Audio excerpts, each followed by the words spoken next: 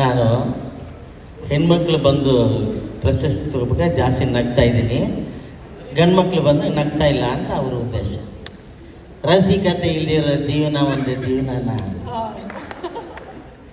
ಕಲೆ ಇರದ ಕಲೆ ಇಲ್ಲ, ಕಲೆಗೆ ಬೆಲೆ ಕೊಡದ ತಲೆ ಇರುವ ತನಕ ಶಿಲೆ ಕಾಣುವುದಲ್ಲದೆ ಕಲೆಯಲ್ಲಿ ಕಾಣುವುದು. ಕಲಾವಿದ ಅಂದ್ರೆ ಅವ್ರಿಗೊಂದು ಚುಕ್ಕಿ ಇರ್ಬೇಕಂತೆ. ಏನು ಚುಕ್ಕಿ ಹೇಳಿ? ಕಪ್ಪು ಚುಕ್ಕಿ. ಅಂದರೆ ನೆಗೆಟಿವ್ ಹೆಸರು ಇದ್ರೇ, ಅವನ ಮೇಲೆ ಗಾಸಿಪ್ ಇದ್ರೇ ಒಂದು ಕಲಾವಿದ. ಏನು ಹೇಳ್ತೀರಾ ಮಾಧ್ಯಮದವರೆಲ್ಲ? ಹೂನಾ ಇಲ್ವಾ? ಹೌದು. ಎಷ್ಟು ಖುಷಿ ಆಗ್ತಾ ಇದೆ ಅಂದರೆ, ಈಗಿನ ನಮ್ಮ ಎಲ್ಲ ಚಿತ್ರರಂಗ, ನಮ್ಮ ಇಡೀ ದೇಶದಲ್ಲಿ ಅಂತ ಹೇಳ್ಬೋದು, ಅದು ಕನ್ನಡ ಆಗ್ಬೋದು, ತೆಲುಗು ಆಗ್ಬೋದು, ಹಿಂದಿ ಆಗ್ಬೋದು, ತಮಿಳು ಆಗ್ಬೋದು, ಎಲ್ಲ ಚಿತ್ರರಂಗ ಬಹಳ ಸೊರಗೋಗಿದೆ. ನಮಗಂತೂ ಭಾಳ ಬೇಜಾರಾಗೋಗಿತ್ತು. ಏನಪ್ಪ ಸಿನಿಮಾಗಳು 7 ಸಿನಿಮಾ ರಿಲೀಸ್ ಆಗ್ತಾಯಿದೆ, 6 ಸಿನಿಮಾ, ಏನೂ ನಮಗೆ ಜನ ಯಾಕೆ ಬರ್ತಾ ಇಲ್ಲ ಥಿಯೇಟ್ರಿಗೆ? ನಮ್ಮ ಕನ್ನಡದವ್ರನ್ನ, ಕನ್ನಡ ಸಿನಿಮಾನ ಜನ ಮರೆತು ಬಿಟ್ರಾ? ಅಥವಾ ಆಸಕ್ತಿ ಹೊರಟೋಗಿದೆಯಾ?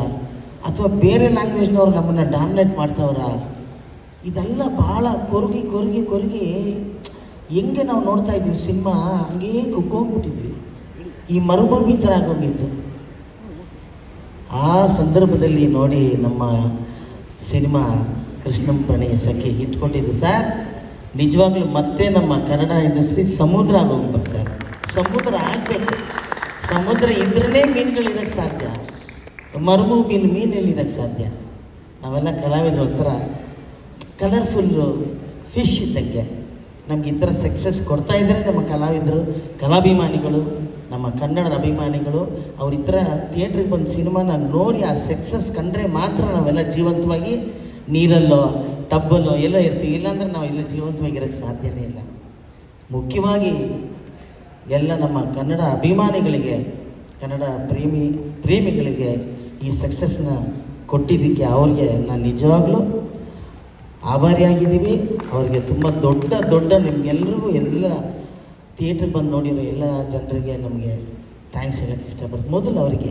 ಎರಡನೇದು, ಈ ಥಿಯೇಟ್ರಲ್ಲಿ ಮಾಡಿರೋದು ತುಂಬ ಇಂಪಾರ್ಟೆಂಟ್. ಕನ್ನಡಕ್ಕೆ ಅಂತ ಇರೋದು ಕೆಲವೇ ಥಿಯೇಟ್ರ್ಗಳಲ್ಲಿ, ಅದರಲ್ಲಿ ಮುಖ್ಯವಾಗಿ ಪ್ರಸನ್ನ ಥಿಯೇಟ್ರು.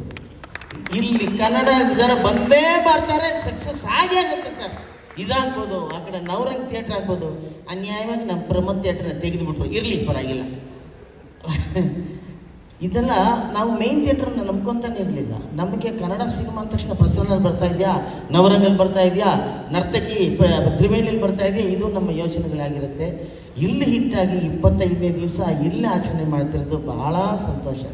ನಮ್ಮ ಎಲ್ಲ ಟೆಕ್ನಿಷಿಯನ್ಸ್ ಅಂತ ಹೇಳ್ಬಿಟ್ಟೆ, ನಿರ್ಮಾಪಕರಿಗೆ, ನಮ್ಮ ಲವಬಲ್ ನಿರ್ದೇಶಕರಿಗೆ, ಅವರು ಎಷ್ಟು ಸಾಫ್ಟ್ ಇದ್ದಾರೋ ಅಷ್ಟೇ ಸಾಫ್ಟಾಗಿ, ಅಷ್ಟೇ ಒಂದು ದಿವಸನವರು ಜೋರಾಗಿ ಮಾತಾಡೋದು ನಾನು ನೋಡೇ ಇಲ್ಲ ಸರ್.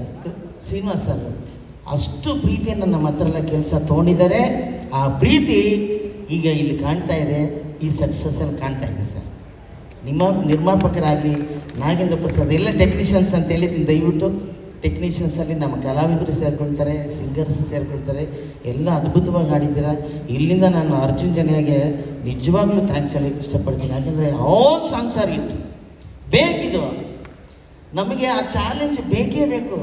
ನಮ್ಮ ಮ್ಯೂಸಿಕ್ ಡೈರೆಕ್ಟರ್ಸು ಈ ಥರ ಹಿಟ್ ಕೊಟ್ಟರೆ ನಮಗೊಂಥರ ಗುರುಪು. ಎಲ್ಲವೂ ತುಂಬ ಚೆನ್ನಾಗಿ ಬಂದಿದೆ. ಜೊತೆಗೆ ನಂಗೆ ತುಂಬ ಇಷ್ಟ ಆಗಿದೆ ಸರ್, ಒಂದು ಸಿನಿಮಾ ಒಂದು ವಾರಕ್ಕೆ ರಿಲೀಸ್ ಆಗಿಬಿಟ್ರೆ ನೆಕ್ಸ್ಟ್ ವೀಕ್ ಯಾವುದೇ ಸಿನಿಮಾ ಬಂದರೂ ಜನ ಕಮ್ಮಿ ಬರಲ್ಲ. ಆ ಸಿನಿಮಾ ಸಸ್ಟೇನ್ ಆಗಿ ಅದು ಕಮ್ಮಿ ಆಗೋ ತನಕ ಬರಲ್ಲ. ಭೀಮಾ ಸಿನಿಮಾ ಬಂದಾಗ. ಆದರೆ ನೆಕ್ಸ್ಟ್ ವೀಕೆ ಕೃಷ್ಣಂ ಪ್ರಣಯ ಸಖಿ ಬಂದು ಅದು ಕೂಡ ಹಿಟ್ಟಾಗುತ್ತೆ ಅಂದರೆ ನನಗೆ ಮಧ್ಯದಲ್ಲಿ ಏನು ಅನಿಸುತ್ತೆ, ಅವರಿಬ್ಬರು ಪ್ರೀತಿ ಸರ್, ನೀವಿಬ್ಬರು ಸೇರಿ ಸಿನಿಮಾ ಪ್ರಮೋಟ್ ಮಾಡಿದ್ದೀರಾ ಸರ್, ಇದು ಅದ್ಭುತ. ಇದು ನೀವು ಮತ್ತು ಗಣೇಶ್ ಅವರು ಮತ್ತು ವಿಜಿ ಇಬ್ಬರು ಸೇರಿ ಸಿನಿಮಾಗಳನ್ನ ಪ್ರಮೋಟ್ ಮಾಡೋದಿದ್ದಲ್ಲಿ ಈ ಪ್ರೀತಿ ಬೇಕು ಸರ್. ನಮ್ಮ ಇಂಡಸ್ಟ್ರಿಗೆ ಈ ಪ್ರೀತಿ ಬೇಕು, ಆ ಸ್ನೇಹ ಬೇಕು. ನಮ್ಮನ್ನೆಲ್ಲ ಗಣೇಶ್ ಅವರು ನಿಮ್ಮ ಜೊತೆಯಲ್ಲಿ ಕರ್ಕೊಂಡು ಹೋಗ್ತಾ ಇದ್ದಾರೆ. ನಿಮಗೆ ನಿಜವಾಗ್ಲೂ ಆಭಾರಿ ಆಗಿದ್ದೀವಿ ಗಣೇಶ್ ಸರ್. ಈ ಥರನೇ ಎಲ್ಲ ನಮ್ಮ ಸ್ನೇಹಿತರು ಎಲ್ಲ ಹೀರೋಗಳು ಒಟ್ಟಿಗೆ ಸೇರಿ ನಮ್ಮ ಇಂಡಸ್ಟ್ರಿನ ನನ್ನ ಮಗಂದು ಹಂಗೆ ಗುಣ ಹೊಡೆದ ಹೊಡಿಬೇಕು, ಸಕ್ಸಸ್ಗಳನ್ನ ಕಾಣಬೇಕು. ಎಲ್ಲ ಮಾಧ್ಯಮದವರಿಗೆ ನೀವಿಲ್ಲದೆ ಅಂದರೆ ಇದು ಇಟ್ಟಾಗ್ತಿರಲಿಲ್ಲ. ಮಾಧ್ಯಮದವರಿಗೆ ಎಲ್ಲ ಸ್ನೇಹಿತರಿಗೆ ನಮಸ್ಕಾರ.